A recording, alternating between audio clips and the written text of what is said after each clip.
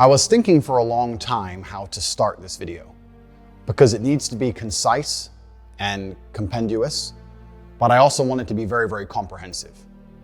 And I guess the best place to start is at the beginning.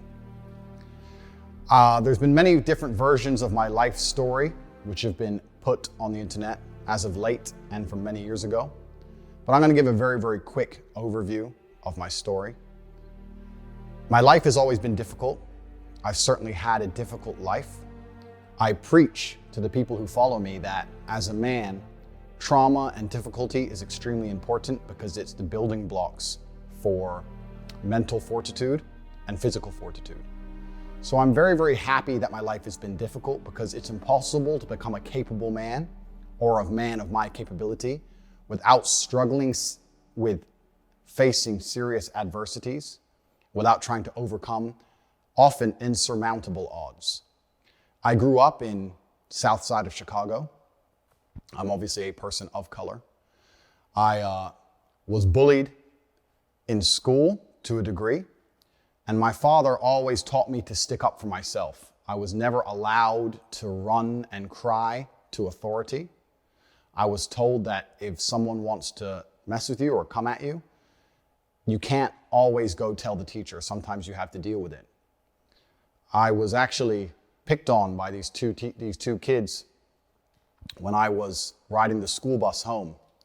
I think I was around 5 and they were around 7. They were a bit older than me, and they used to pick on me on the school bus. They'd sit behind me, throw things at me, hit me, etc. And I came home and I told my dad about it. I said, "Dad, these 2 kids are picking on me every single time I get the school bus. I don't know what to do." And my dad said, "I'm not going to call the teacher because the teacher ain't on the bus. And I'm not going to call the school bus driver because they're busy driving. Son, if you want to deal with this, you're going to have to deal with it yourself." And I said, "But Dad, they're bigger than me. What do you want me to do? There's 2 of them and they're bigger than me." And at the time, I'd just come home from school and I was holding a lunchbox. And my dad pointed and said, "You have a lunchbox, son? Teach them."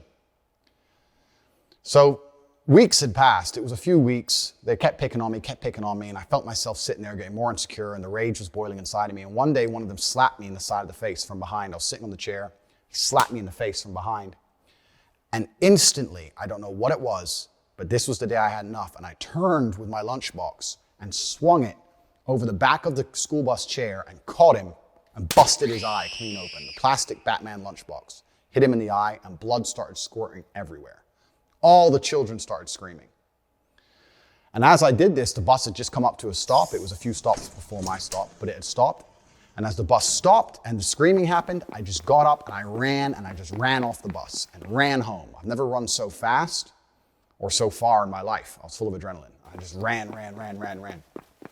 When I got home, I had blood on my clothes, and my dad looked at me. He said, "What happened?" And I said, "That kid," I won't say his name. I said his name at the time. I said, "That kid, he hit me in the face, and I had enough of getting hit in the face." And I was still holding the lunchbox, but it was all smashed up where I'd hit him with it. And my dad kind of smiled a little bit and said, "Don't worry, son. Get in the car." We got in the car and we went to Walmart. We walked up and down the aisle, and he looked and picked up another lunchbox, an exact replica of the same blue Batman lunchbox, gave it to me and said, "I'll buy you as many of these as you need." And that was the last we spoke of it. Funnily enough, I never saw that kid again. I don't know if he changed schools. I don't know what his parents did, but I never saw that child again. So even from a very, very young age, I was taught that going to authority and crying and hoping someone else is going to fix your problems is not the way a man should conduct himself. When I left Chicago, I moved to Luton, England, which was multiple times voted the worst town in England.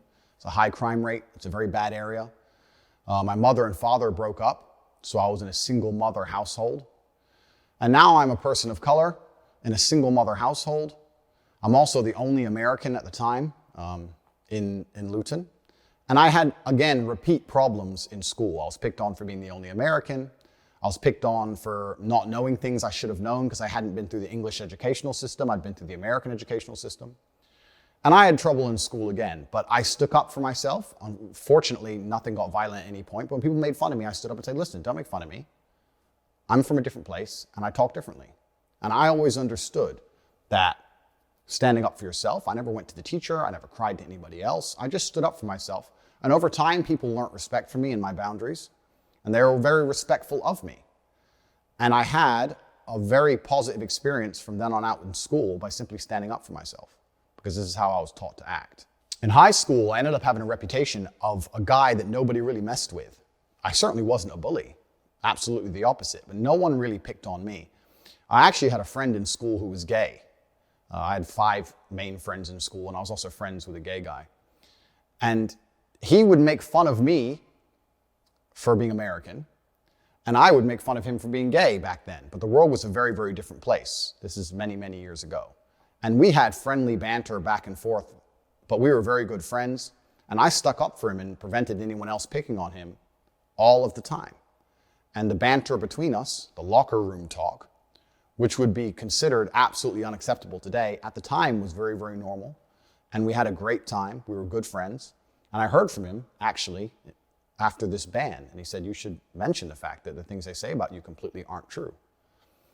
And this leads me on to the reason I believe these narratives have managed to gain such a foothold in popular consciousness.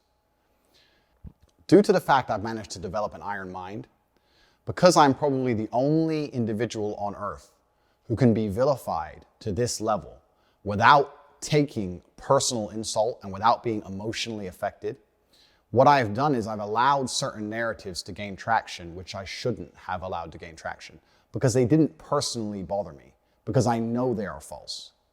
I live with a very, very pure heart. I'm a religious man. I go to church, and anyone who follows me in detail knows I donate huge sums of money to the church.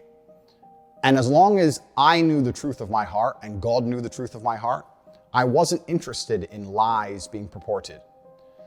I now understand that that's wrong, because even though I've done nothing wrong, even though it doesn't emotionally affect me, even though God and myself know my innocence, the public consciousness has been polluted to a point where narratives are being purported which are absolutely and utterly false. And it's having a genuine negative impact on the people who I care about and the people who care about me. And despite the fact it doesn't emotionally affect me, as a man, I have a duty to protect all of those I love. And for this reason, these narratives have started to become very, very harmful. I was under understanding that on the internet, people don't like you. It doesn't matter who you are. It doesn't matter what you say. There's going to be some people who don't like you, and the people who don't like you are not interested in the truth.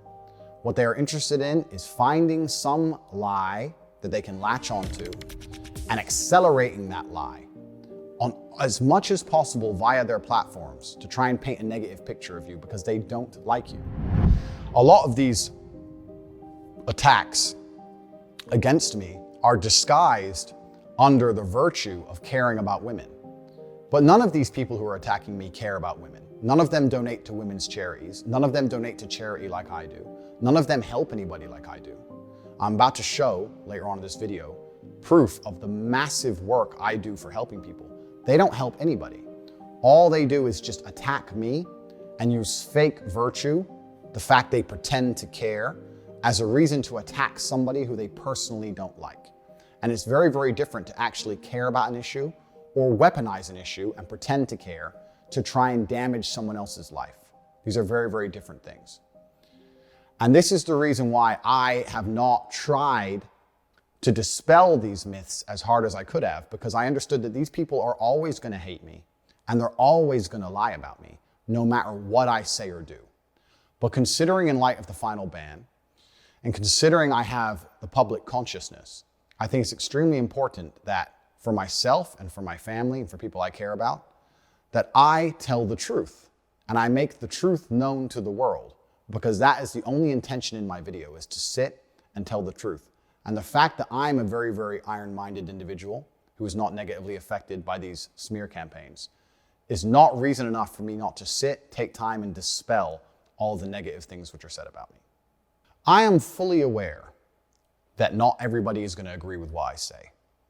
I don't think there's a person on the planet you can find who has a 100% approval rate. There's always going to be somebody who disagrees with what you say. If I said the earth was round, there would be a contingent of individuals on the planet who disagree with me. I have no problem with people disagreeing with me. I have no problem with being seen as controversial for some of the things I've said. However, I do have two significant problems I would like to address. The first is I do not like absolute and utter lies being told about me. I do not like having long-form video of me cut up, elements taken out of context, the tonality of the joke removed, and purporting an image of me that is not true. That's something I do not like. I do not like false accusations of criminal activity. That's another thing that I really do not like. I am totally aware that not everybody is going to like me. I have no problems with that. I think anyone who decides to get big on the internet needs to be very, very prepared for a contingent of people to not be happy with what they say. I could make a YouTube channel dedicated to the fact that I believe the world is round, and there would be a large or semi-large proportion of people who would disagree with me. I don't think there's a single creator online that has a 100% approval rate. I have a lot of people who love what I say. I have a lot of fans. A lot of people are dedicated to my channel, and I have a lot of positivity online. And I have a small contingent of people who are very, very offended by what I say. We often talk about, in the modern world, the inclusivity of different cultures, different ways of life, different sexual orientations, and how we need to be tolerant and understanding of all these different people's life paths, and by extension, their different ways of viewing the world. I'm a unique individual, as is everybody else, and I have a unique life path that has led me to unique points of view. I think that all of the people who disagree with me are very, very welcome to disagree with me because they have had a unique life path and a different point of view, and I respect that absolutely. I would never shout for any of the people who disagree with anything I say to be silenced or canceled, because I don't think that helps the world. I think that discourse is always going to be the way that we lead ourselves to the truth. And if anybody has anything contrary to say about any of my points of view, I welcome it. I like to hear it. And as long as it's in a respectful and adult manner, I often platform it on my platforms as much as possible so I can sit and discuss and I can learn things. Because if I have a point of view and someone challenges it in a very adult, correct, logical way, very often I have changed my point of view. And this has been really, really good for me as a person to grow and for the audience to grow. And I know I've changed many other people's minds when they've come to debate with me. And this is the beauty of being human. So I have no problem with being disliked.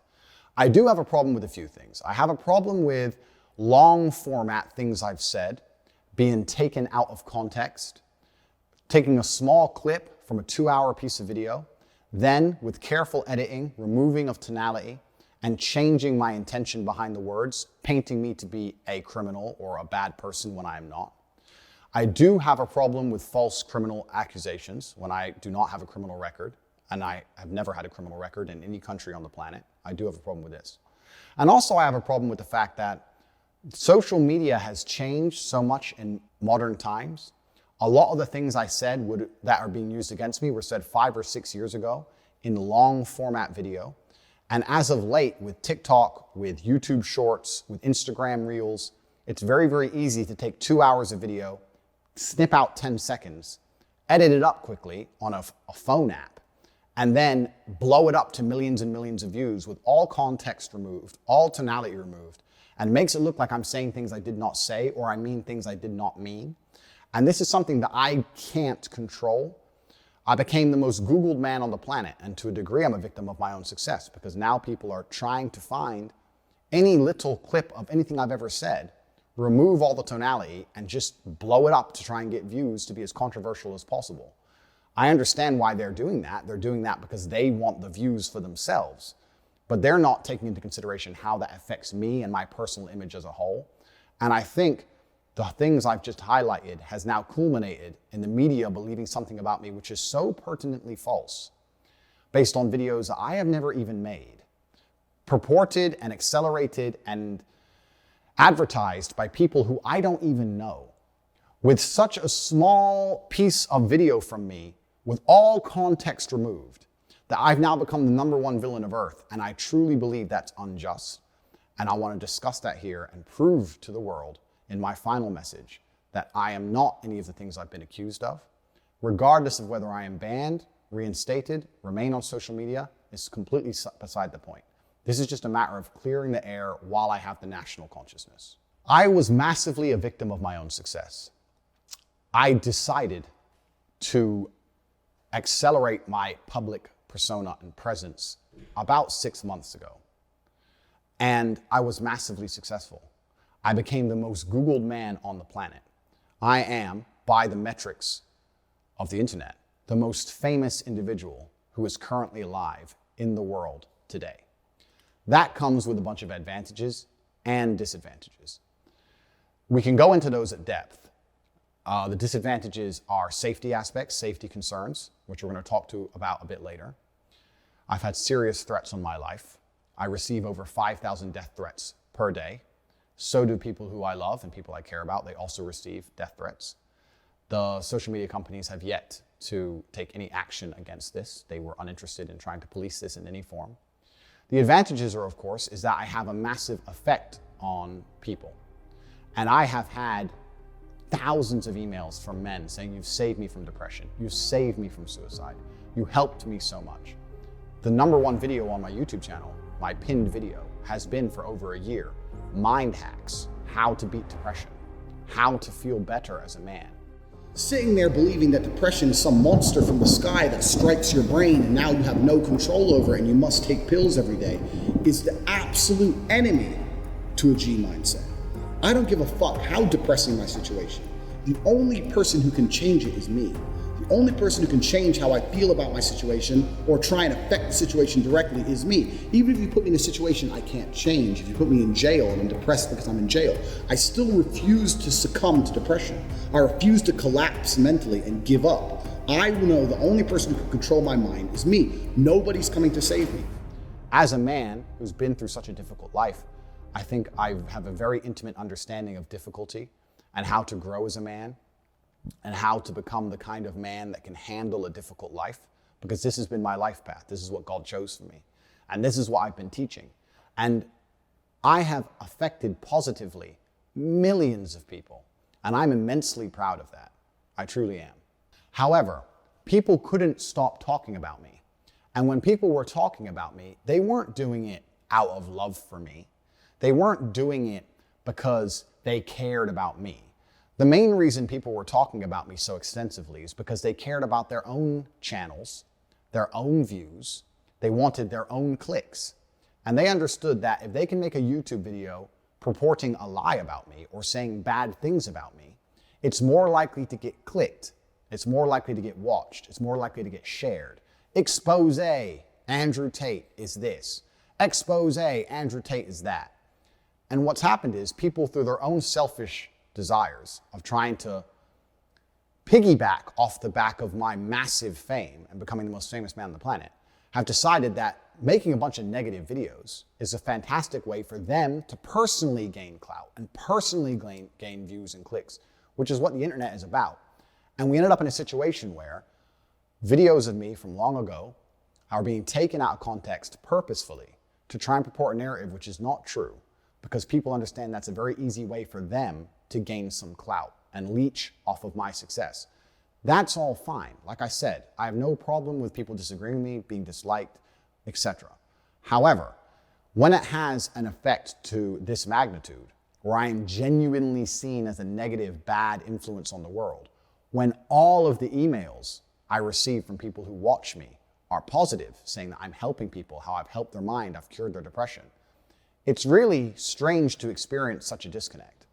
To have 98% of the people who email you say how fantastic you are and how much you helped them, and then 2% of unknowns threatening your life.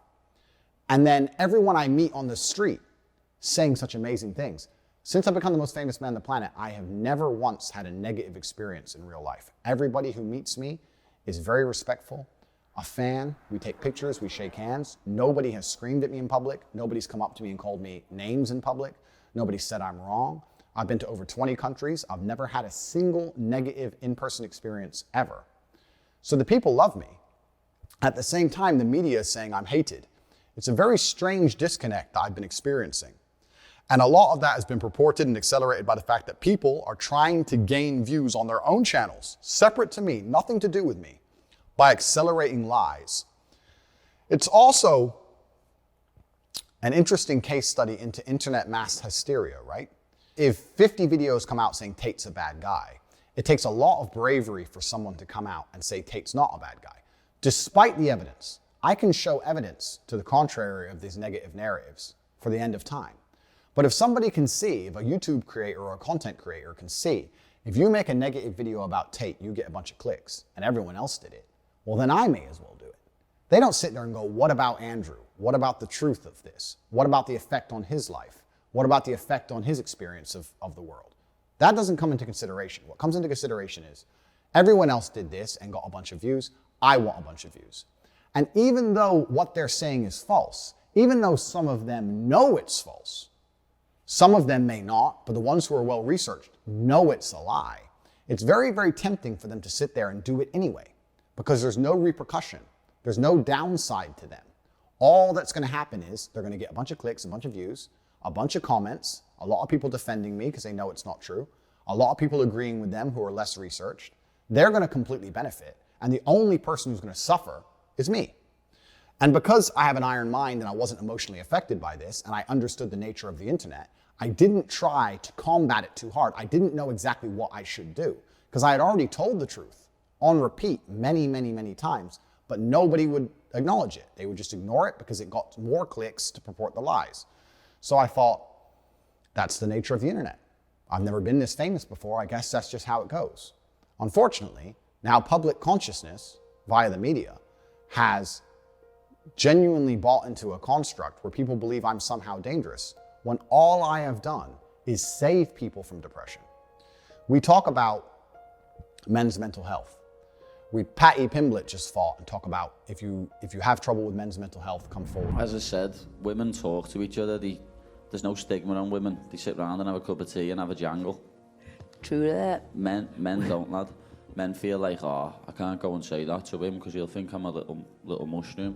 You know what I mean? That's what men think. But as I said in the cage, I'd much rather my friend come to me and speak to me and cry on my shoulder than me have to cry when I'm carrying his coffin a week later. I just wanted to show the world that if mental health could bring somebody as big as me and as strong as me and, you know, the stereotype heavyweight champion of the world to my knees, then it could bring anybody to the knees. Tyson Fury talk about it. I talk about it. Everyone tries to talk about it. And everyone says, men, you should talk more, talk to us. I try and encourage men to be strong. I say, listen, if you're depressed, you need to get in the gym. A strong body is a strong mind. I sit there, and by using my lifestyle, which is an aspirational lifestyle that most men would love to have, purely because of the finance, the cars, the freedom, etc., I encourage people to work hard and try their best to become the best version of themselves. And men are encouraged to talk and open up. But when I talk and open up and get massive influence and start helping people, they're going to silence me. I've been nothing but a net positive for the world. That's truly how I view myself. And that's absolutely and utterly the truth. However, I am very understanding of a changing social media landscape. And I'm also very, very understanding of my fame changing. And by extension, I have some responsibility to bear. I am a man who believes that he is responsible for everything. I think as a man, you should take complete responsibility for your entire reality. It doesn't matter if I'm struck by lightning. That is my fault. That's who I am as an individual, and it's been one of my keys to success, to never blame luck, to never blame anybody else, to only blame myself. So despite everything I've just said, I still blame myself. And because my rise has been so meteoric, because I've become so famous so quickly, and because I've been producing content for so long, even though I take absolute responsibility, I'm in a difficult scenario where videos that were made 5 or 6 years ago in long form are now being cut into 5 seconds, accelerated and purported now in line with my new line fame. I can't stop that happening. But I also understand I have a degree of responsibility, right? Because I'm the most influential person on the planet. So my responsibility is to make sure that any kind of negative connotations in my messaging are removed. I want to stick to my message. I don't want to backtrack. I still want to champion men's issues. I still want to champion physical and mental strength. I still want to champion the protection of women. I still want to do that. However, I must be ultra aware of how I do that, because it would be unprofessional of me as a man to sit and say that my messaging does not have to change in line with my fame. The way you can say things in a video that gets 500 views is very different than the way you can say things in a video that gets 500 million views or 50 million views. You have to change your messaging. The more people you reach, the more important it is that people do not take your things out of context, right? If 0.1% of people misunderstand you on a 500-person video, that will not have a large effect on the world. But if 0.1% of people misunderstand you on a video that has 50 million views, now you start to affect the world in a negative way. So I have to be very, very, very careful in line with my newfound fame. And it's difficult because in the world I'm in, if I sit down and do a 3-hour podcast, it's my job to be entertaining. And I want to give exciting answers and interesting insights. I think the reason people follow me is because I have a very firm understanding of the English language, a very good grasp of the way to construct sentences, how to be motivating, how to be compelling. And I do that on purpose. But it's also very difficult for me, regardless of my intellect, to now sit at a podcast, be interesting, be exciting, give a compendious and concise answer, at the same time, be wary that in my 1-minute answer, at any point, 6 seconds worth of it can be taken, snipped, used against me, and weaponized. I don't know if my mind can handle all those tasks at once. It's not very often I'm stumped, but that is becoming extremely difficult. And I'm sitting here thinking I've been offered massive podcast requests by the biggest podcasts in the world. And I'm thinking, how can I answer questions? How can I be a responsible adult? Because that's what I am. How can I be a professional? Take responsibility for my level of fame to make sure that nothing can be taken out of context, but still tell my truth and still answer the questions, but construct my sentences in a way where they can't be misrepresented at all. And it's hard because I think any content creator who was suffering from what I've suffered from, if any content creator got as large as I was, and there was as many people cutting up their videos as they were mine, and those people had a negative agenda, we could make Mickey Mouse look evil. You could make anyone look bad. I'm not saying I haven't given them ammo. Of course, there's been the odd clip that made it easy for them. I'm saying if their intentions were to be as provocative and negative as possible, it can be done to anybody. And that's why now I need to take a break from all the podcasts I've been invited on, especially since I've been banned. I've been invited on the largest platforms in the world. I've had 100,000 emails of support. All the media channels want to talk to me. And I'm sitting here thinking, I need to make sure I'm not misunderstood. And I have to really be careful about how I do that while not backing down on my messaging, while still championing the things I champion, still believing in myself, but making sure I'm not misunderstood.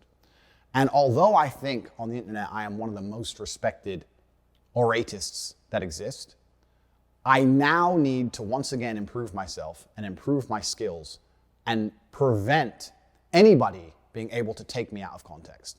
I might have to form a new way for sentences to be constructed. But if that's what it takes, that's what I intend to do. Because with great influence comes absolutely and utterly great responsibility. And I do understand that. And I will blame myself for the fact that people have managed to do this to me, regardless of the fact that I did not want it to happen. So let me give a quick example of this. Before I continue, I want to say that I often speak to the absolute beauty of women. I have a very healthy relationship with my mother. I have women around me who truly and utterly love me. I have very healthy relationships with females. I have no criminal charges for crimes against females. Nobody has come forward and accused me of sexual misconduct. Please understand, we'll go into the Romanian house raid shortly, but most people in my position of fame have had women come forward and say he raped me. I'm the most famous man on the planet. There's not a single female whose face you can name or whose face you can picture that's come forward and said I've raped her. Not a single female has come forward saying I've hurt her. Not one. There's a video from 10 years ago that showed me in a sexual act with one of my ex-girlfriends. Listen, hey, you stupid bitch. I didn't say the word listen. Did I say listen? Hello everyone, I just wanted to say something about the video that's been released recently about me and my ex-boyfriend Andrew Tate. Andrew is my still great friend. What you guys saw on the video, it's just what we used to do. It was just pure game. He's a great guy. He would never hurt anyone unless he's fighting. The left understand that kink shaming is a negative thing. from my understanding. She has come forward and said that it was all just a game. And still that video is being used and sent around the internet saying I'm a woman beater. If I said it was a game and she said it was a game, who are other people to then comment on our lives, our private lives, which got leaked, and tell us it's not a game? It was between two consenting adults, and we decided to do something ourselves, and we both agreed it was fine, and she has not come forward trying to accuse me of anything. So who are others to do that? That's just kink shaming, which that's all it is. So no women are accusing me of anything. No women are accusing me of misconduct. I champion women all the time. I say about how they should be protected, how beautiful they are, how much I love my grandmother because of the amount of children she had. My grandmother had 9 children because there was my father and 8 more. They all had a bunch of kids, blah, blah, blah. I stood there and I looked at my 93-year-old grandmother, and there was a room, a whole room full with maybe 70 people that came from that one woman. Isn't that remarkable? Yeah, that nobody cared about her career. Nobody asked what job she did. Nobody asked how many times she went to the club. Nobody asked if she had time to go to festivals. No, you had 70 sentient beings, including myself, full of life from one woman who dedicated herself to being a mother and a good wife. That is beautiful. I talk about how women are unique and special and they can do things that men can't do. And still these clips are taken out of context. Let me give you an example. I absolutely not really love women. I have nothing against women. I believe women are the most precious things on the planet. They create life. They should be protected. They should be provided for. I would never let a woman pay for a bill. I would never let a woman, if someone touched any of my women, I would stand up against 10 men by myself and risk my life to protect her. I believe that women are beautiful creatures. I just don't think that they're as emotionally calm as men in stressful situations. I don't think they can fight like a man can. And for the same reason, I would never drop my children in an all-male nursery. I think that's strange and weird. I would only drop them in an all-female nursery. Women do certain things and men do certain things. Now, I believe everything I said. I believe in protecting women. I believe in championing women. I believe in making sure that women are provided for. However, that video was made when I was far less famous. In light of the things I just said to you earlier in this video, I understand that now, as my fame grows, even though to me my message is very clear, a man has certain roles in society, a woman has certain roles in society, and when we work as a team, when we love each other, society is better as a whole. I think that these views are not very controversial at all. I think they were mainstream only a few years ago. I don't think that they're controversial. Most of the people I meet in the world don't think they're controversial. The women I hang around with don't think they're controversial.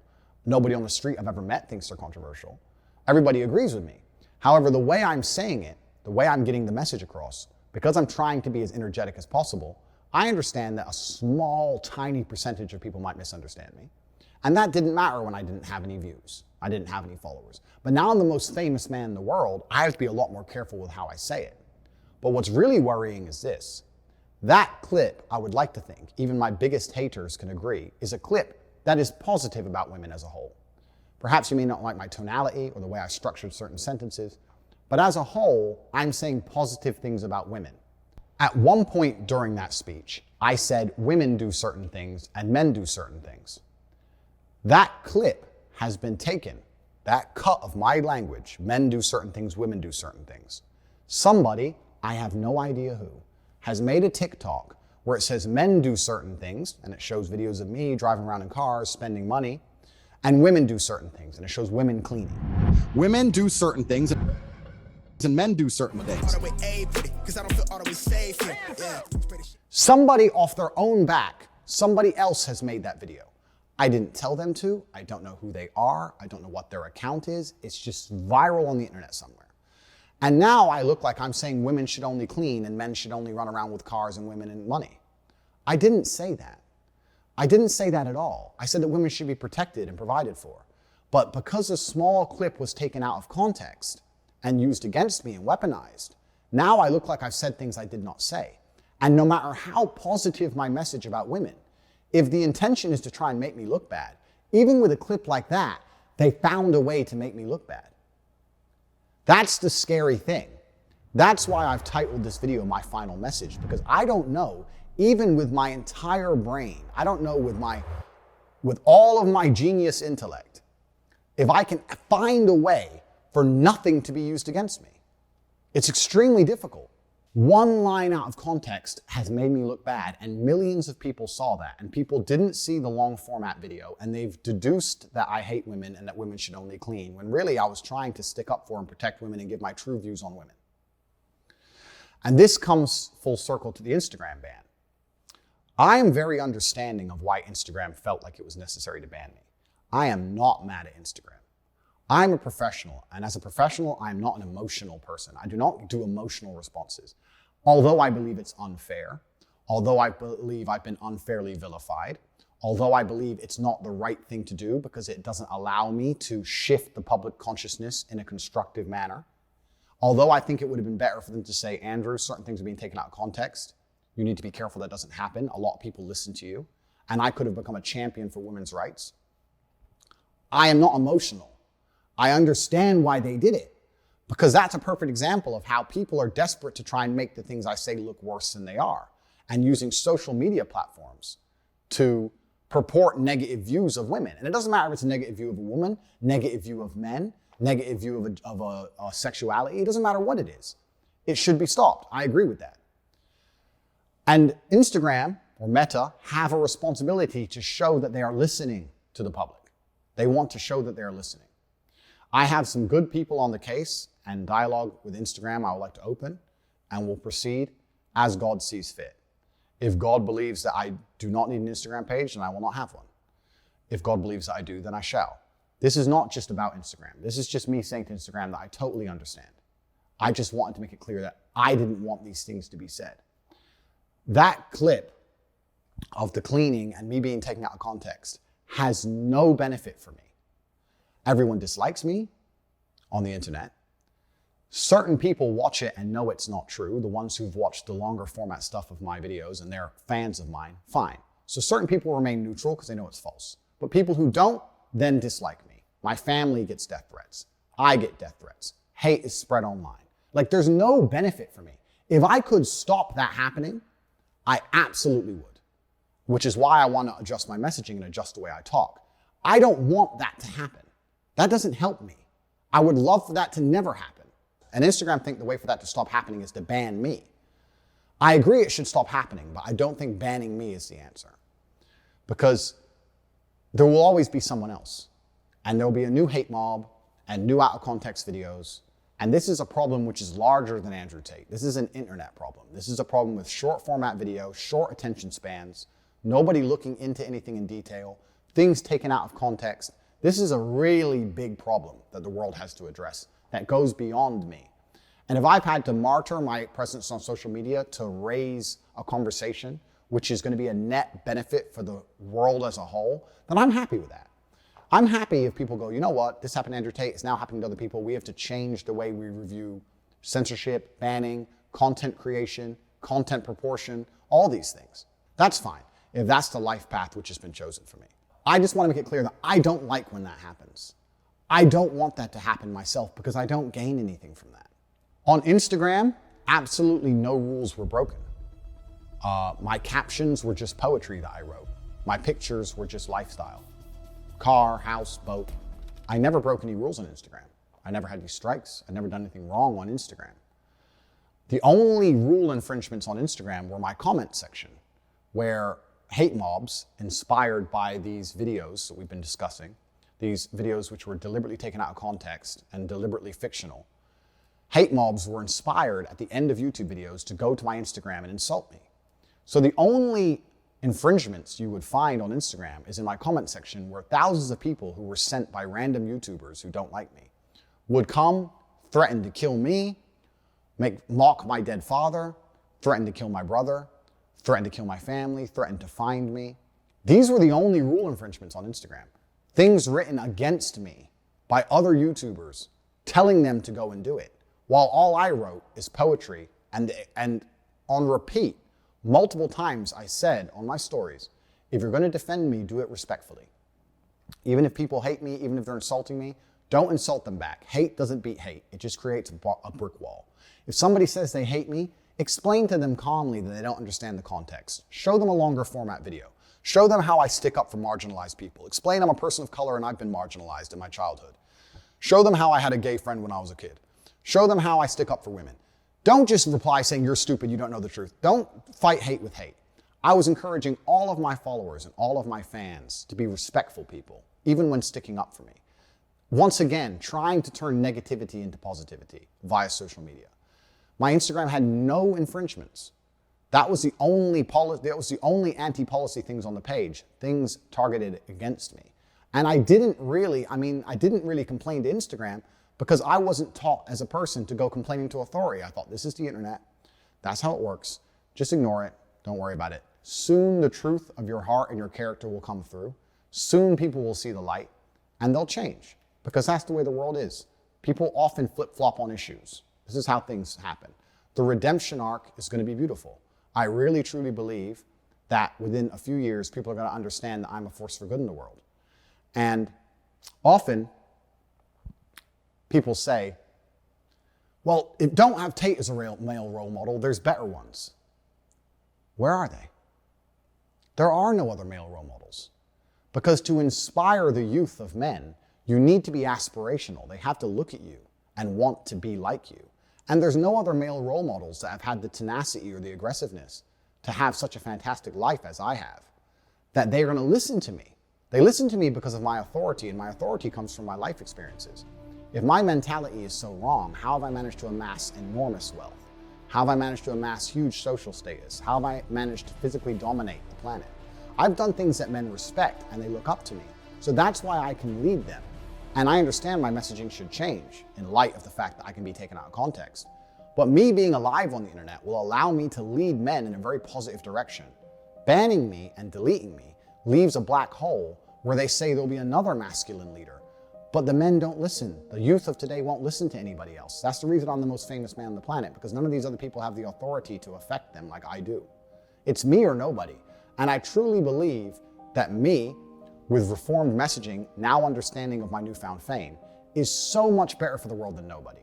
Because nobody just leads to black holes of who knows what, and it can't be controlled. And that's where the internet is truly dangerous. Speaking of Instagram, I was understanding in recent weeks of how these negative fictional stories of me were gaining traction, and I wanted to try very, very hard to counter them.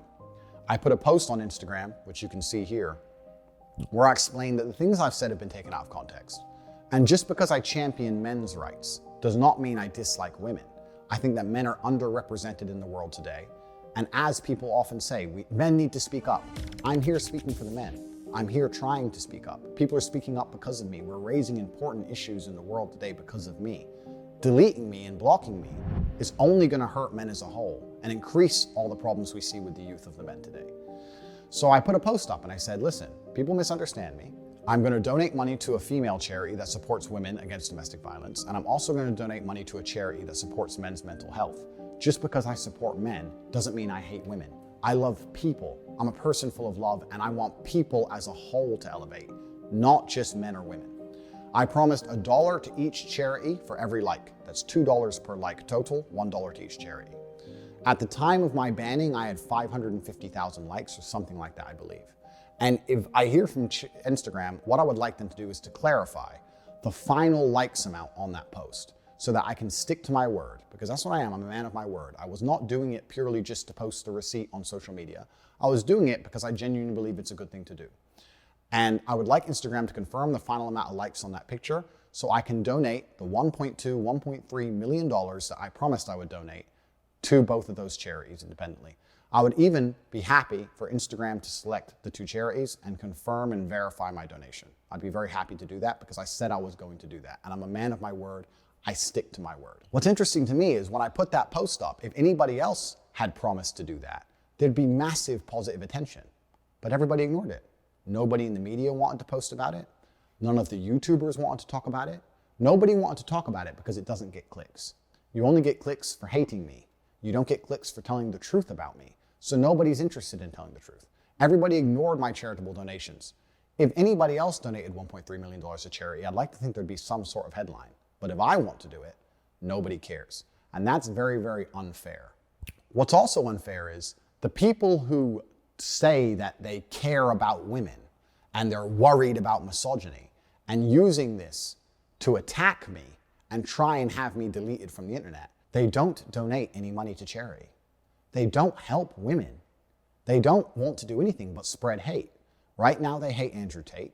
When I'm gone, they'll hate someone else. They'll find someone else's comment section to go into, insult, threaten their lives, insult their dead parents, hate, hate, hate, hate.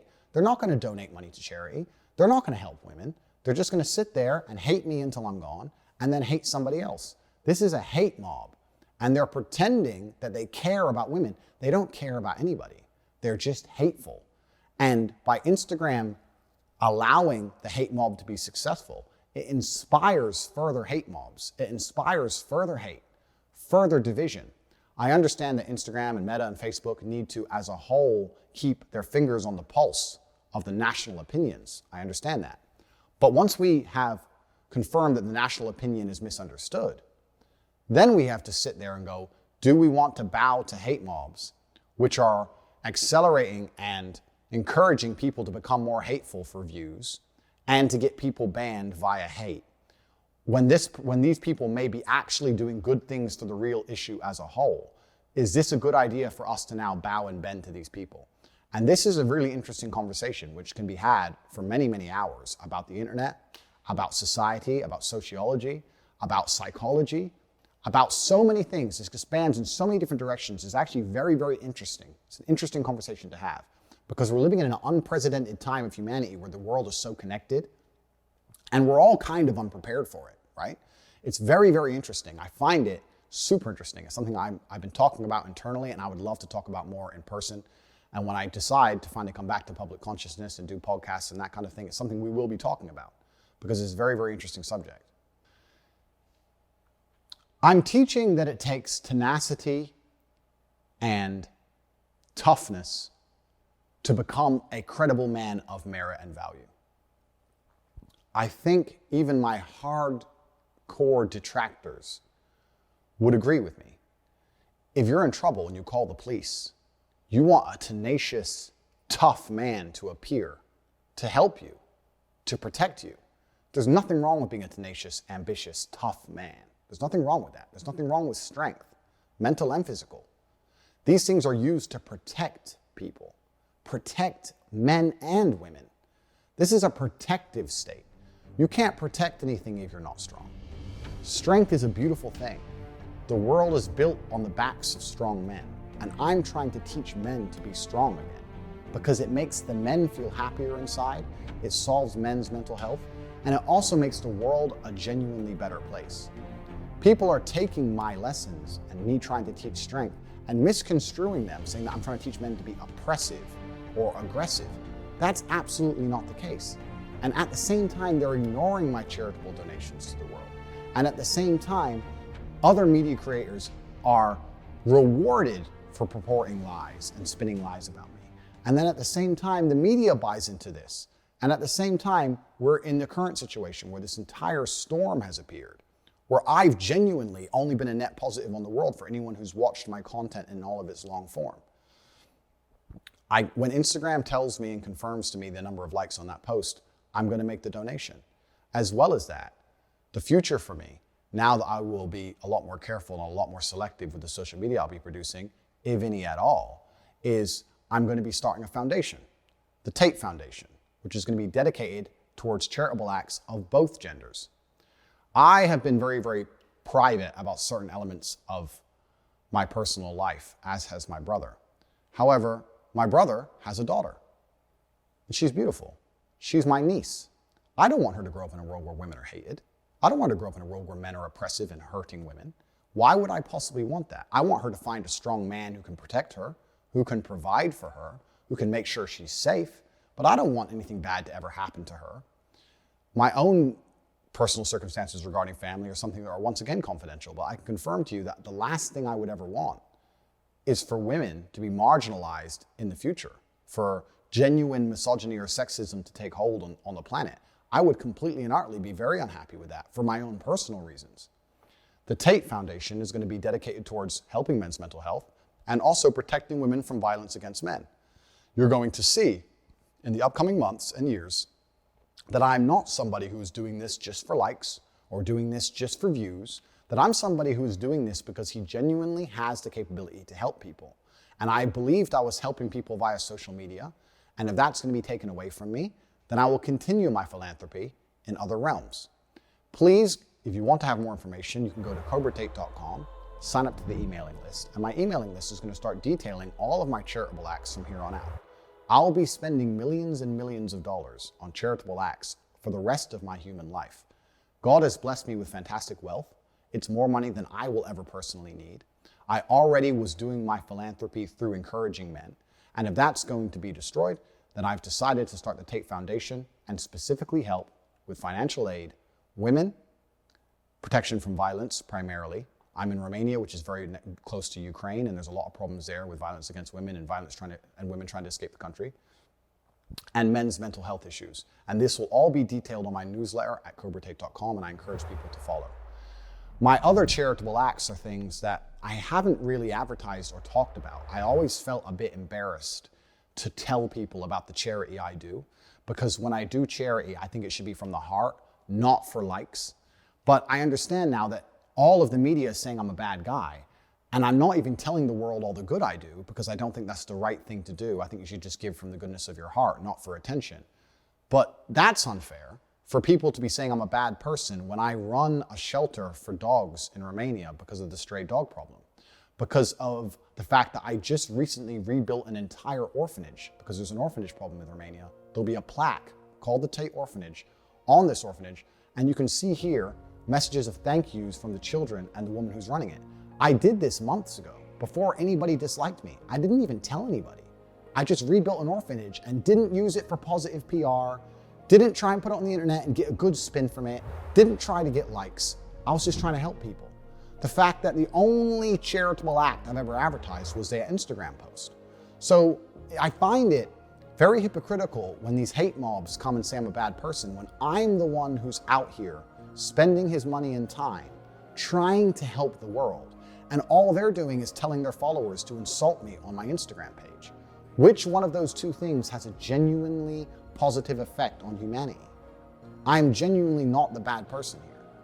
However, I will state again, I do take absolute responsibility because that's who I am as a man. I'm a personal responsibility type of person. And I understand that regardless of the fact I believe it's unfair, I do have a cross to bear because of my monumental success. I've lived an extreme life, more extreme than most. I've been a multimillionaire. I've been a nobody. I've been famous. I've been a world level athlete. I've started from nothing with a point where I had to run to the gym because I didn't even have a car to get there. I've done it all. So I've lived a very extreme life, and this is where these lessons come from. To quickly address the rumors that I'm a sex trafficker and that's why I live in Romania. Firstly, that's a very, very racist attitude to have. I find it strange that the left and people who speak and talk about tolerance and inclusivity will assume that Romania as a country will allow me to be a rapist, or that Romania is the kind of place where rape is okay. That's an extremely racist mentality to have. Imagine someone saying that the other way around, that in this country, because it's run by these people, they're inherently bad. That's very unfair on Romania. Romania's been very good to me. It's a great country filled with fantastic people, amazing nature, great food. It's a great place. I live here because I love it. There's no other reason why I live here. They're a European Union nation. They have a strong legal system, just like every other country. And to sit here and say that, oh, Romania is where you can rape people, that's very racist. And I don't understand why nobody is pointing out the fact that anyone who's saying that and believes that is purporting racial stereotypes. That's the first thing. The second thing is, my house was raided by police under accusations that a woman was being held kidnapped. I have spoke about this at length many, many times. I was effectively swatted. I think this happens to all famous people on the internet, where the police is called, happens especially in America. They call the police and say, somebody has got a gun at this address and he's threatening to kill somebody. And the SWAT turn up and it turns out it's fake. It happened to Tim Pool repeatedly. It happened to Aiden Ross just the other day. Being swatted is unfortunately one of the things that happens when you're famous on the internet. Whatever troll did it, you did it. You officially did it. Well, we got swatted yesterday. It's so upsetting. Just right after my mom arrived. I was swatted. Someone made a call about me which was fake. The police responded, as they should. I would hate to live in a country where the police get a call that a woman's being held kidnapped and they don't bother going to look. That's not what a country should do. Absolutely, the Romanian authorities were exceptionally professional. I have nothing but positive things to say about them. They turned up professionally, turned up and investigated as they should. And they found out that it was completely false, that nobody was kidnapped, nobody was held against their will. I was not charged, I was not released on bail. I have no criminal charges in Romania, England, America, any country on the planet. I have no accusations against me for hurting women. And people are still on the internet saying, he's a human trafficker, the Romanian police are trying to get him in trouble for human trafficking. That's not true. That's not what happened. And I've said this many times, but people continue to ignore it and continue to purport the lie because that's how the internet works, right? They continue to just keep pushing the lie because it gets more clicks or because they personally don't like me and they want to use it as an excuse to pretend I'm a bad person. I can sit here and be vain and arrogant and say they're jealous of me and my success and they want to find a way to drag me down, but that's beside the point. The actual point is, it's not true. And I was swatted just like anyone else was. And if I had actually hurt anybody, the Romanian police would have me in jail because they are a nation, a European Union nation, with a strong legal system, and they would lock me up. They have not done that because I am completely and utterly innocent. They investigated as they should and came to the correct conclusion that there's nobody here and this was a false call, a false alarm. It happens to lots of famous people. Happens all the time. The person who made the call about me threw in, instead of saying, I kind of think, if I analyze it, the people who make these police calls, right? The people who do the swatting, it's kind of country specific. In America, they make a call to the police and they say, he has a gun, he has hostages. They can't really say that in Romania because it's very, very unlikely. It's not likely to be taken seriously. So instead, they try and find something the police might believe. Oh, he's an American guy and he has this big house and he has a bunch of women trapped. It's a different story, but it's the same intention, for the police to turn up with guns. And thankfully, thank God, nobody was shot, nobody was hurt. They were very professional, very calm, as was I. Very calm conversations, very kind. Everything was sorted out very quickly. I was taken from my house. They came into my house at 5 p.m. They did a forensic search, as they should. At 8 p.m., the search concluded. They took me from my house at 8 p.m. for paperwork at the police station, and by 9:21, I was back home. And that was the end of it. Nothing's happened since. No woman's come forward. Nobody's hurt. Nothing. So that's completely false. But again, this is taken, it's put in all the news, it's put in all the media. Imagine I was a normal person with a normal job. This should be scary to anybody watching this, that this could happen to you. I'm lucky. I have hundreds of millions of dollars. I don't need a job. I don't need people to like me. I don't need social media. I don't need any of this. I can have my beautiful family, I can have my children, and I can be left alone. But if you're a normal person, you lose your job, you lose your income, you can't walk the street, you can't afford security, you can't afford to move. If this happened to a normal person, their life would be over. It's scary. Okay, it's happened to me and I can deal with it, but it could happen to somebody else. And it's genuinely a scary thought. It's absolutely and utterly not true. I have no criminal charges. There's no charges at all against me. I have not hurt any women. No women are coming forward saying, Andrew hit me. Zero. The only video of me and a woman in consensual acts, she came forward and said it was a game. There's nothing on the internet from any woman saying that Andrew is a bad person and misogynist, he did this to me. Not one. It's just misunderstood clips on TikTok. It's crazy to me that I've become the face of evil with misunderstood, out of context clips on TikTok with no criminal charges. There are very famous people who have much more. They have genuine criminal charges. There's very famous people who have genuine accusations. They're still on Instagram. I have none of these things. None. I understand that social media companies feel responsible for the national consciousness and the national opinions and actions because of their large levels of influence. However, I don't think it's fair that I'm being vilified and blamed for something that isn't true or wasn't even me. I need to seriously analyze if it's possible for me to even have a social media presence for any longer without it being weaponized and used against me. I would like to think that Instagram have their finger on the pulse of the world and that they're reactive and adaptive regarding how people view certain issues and people. I'd like to think that they're very fair and unbiased and that they understand that in time, when the truth is shown about my positivity and my positive impact on the world, the Tate Foundation, all the amazing things we're going to be doing for men and women, that over time they'll understand that there's no reason for me to not be on a platform. I understand that if I'm going to continue on social media, I need to be a lot more careful with my content. Not because I'm saying bad things, but because I'm saying things that could be used against me.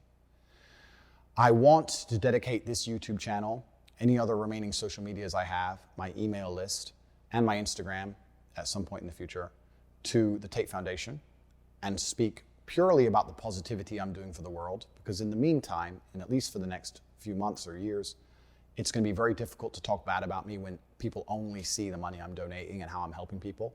And I don't just give money in a very lazy, charitable way. I get in my car, I go on the ground, I help people myself. I drove my Rolls Royce to Ukraine.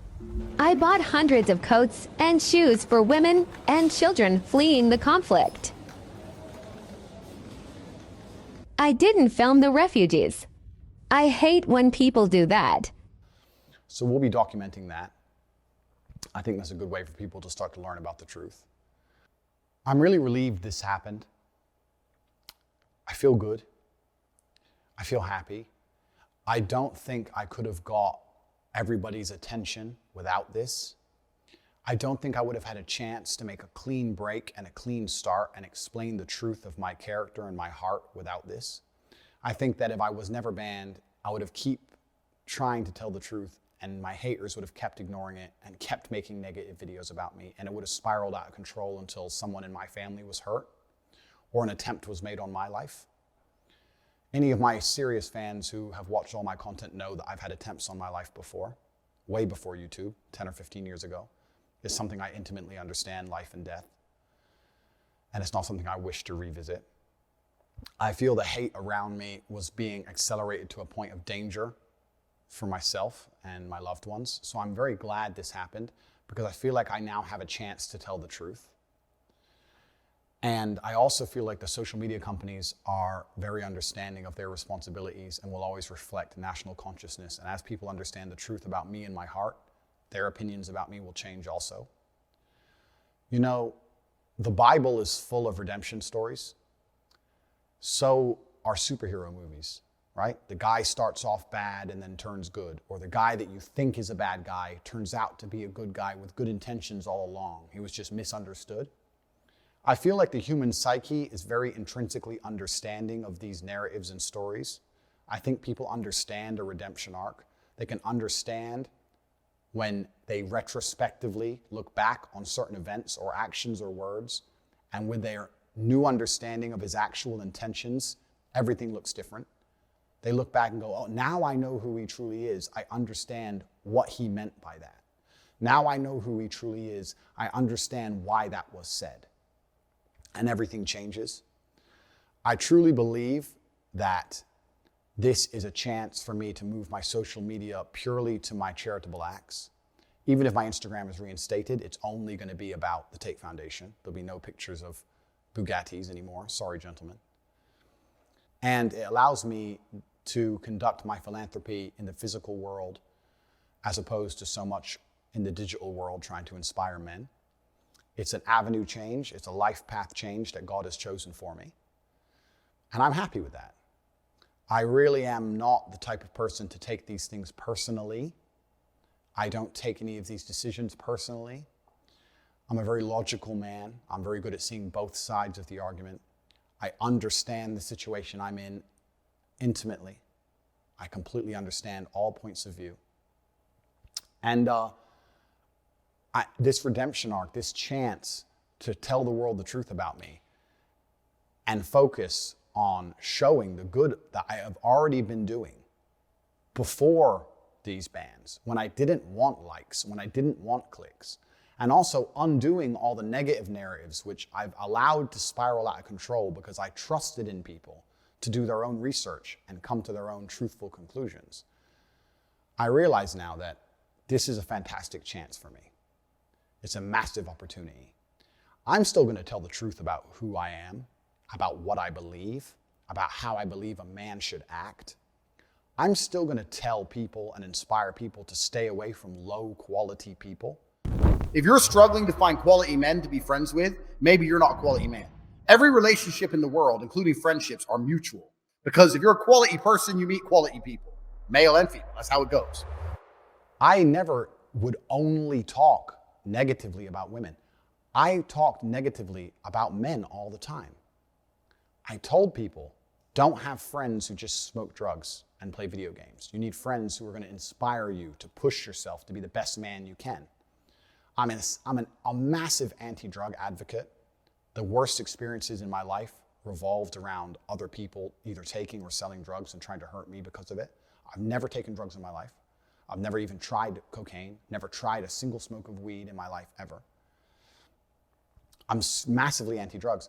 But when I do videos saying to men, avoid men who take drugs, avoid men who are disloyal, nobody comments on it. But if I say avoid having a girlfriend who takes drugs, avoid having a girlfriend who's disloyal, people call me a misogynist. It's not about gender. I'm just trying to teach people to stay away from low-quality, toxic people and just try and elevate themselves and create their reality to be around high-quality people and positive people, male or female. There's no gender associated.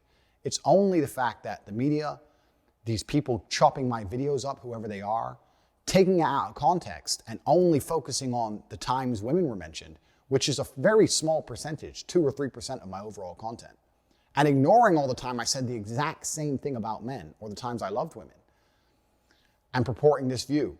And I feel like this ban is the hard reset I needed to tell the truth. So for that, I'm thankful. I'm very, very thankful for that.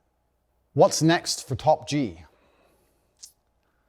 Well, as I've said,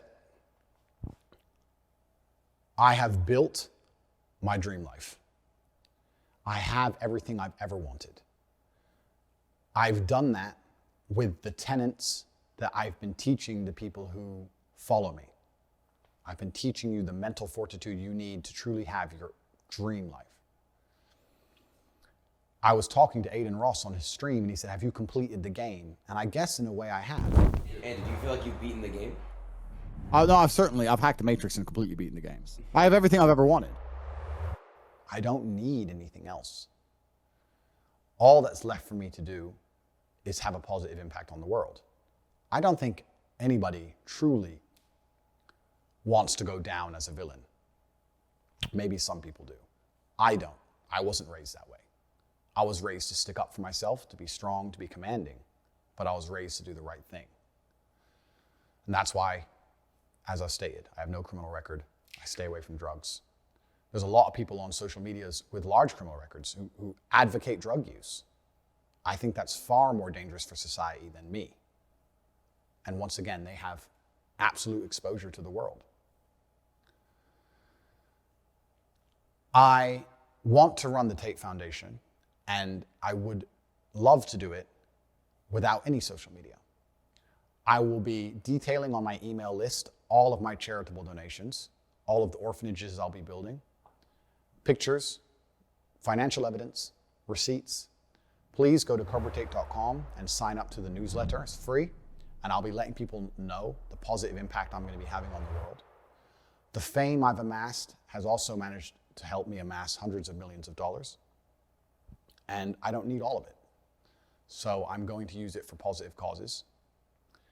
In regards to social media, I need to sit and think and work out a way that not a single snippet of my words can ever be used against me. And even though I consider myself a wordsmith, that is a very, very difficult objective to complete. And I'm going to think about how I could possibly do that. So while I'm thinking, any remaining social media channels will be dedicated towards charity.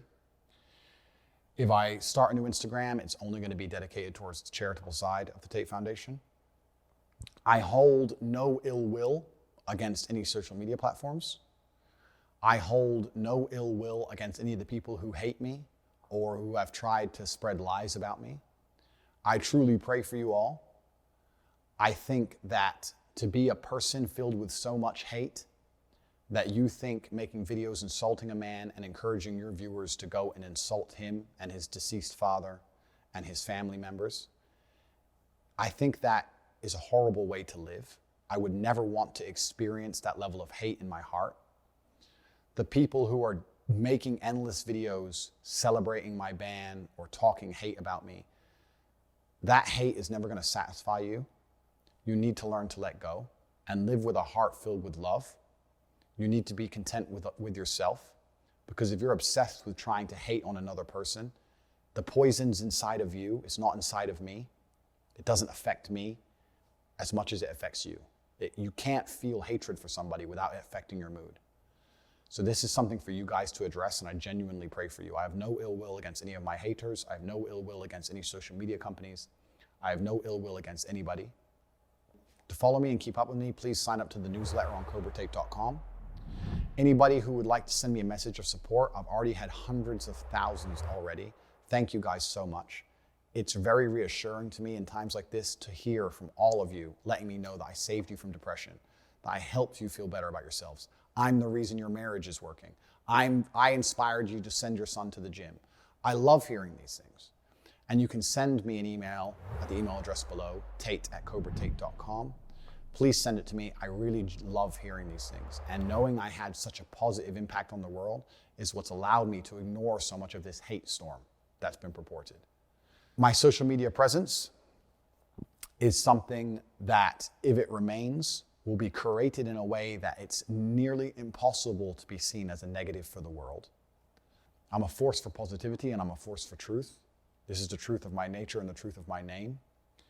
Anybody who wants comment or to reach out to me, you can find ways to do that. Any media organizations who would like to speak to me, you can do that through, there's various PR companies who want to represent me. There'll be ways of contacting me.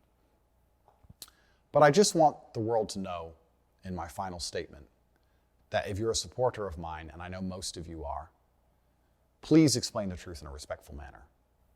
Telling these hate-filled people that they're wrong and calling them names won't help.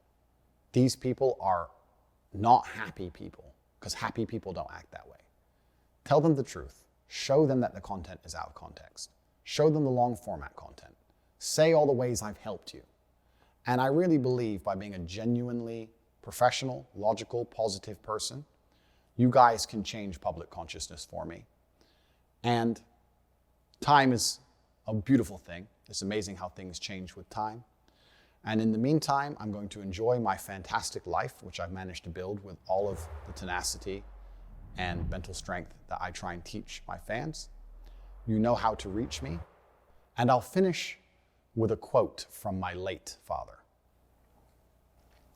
My unmatched perspicacity, coupled with sheer indefatigability, makes me a feared opponent in any realm of human endeavor. Are you trying to keep up being like as viral as you are forever? Or not forever, but like for... This is stage one of a 3-step plan. So I'm going to be viral for a little bit longer, then step 2 begins. The conquest is continuing. So this is just the beginning. It's like a lot of people are saying like you're going to fall off soon. This is just your 15 minutes. No problem. What's your take on that? That's fine.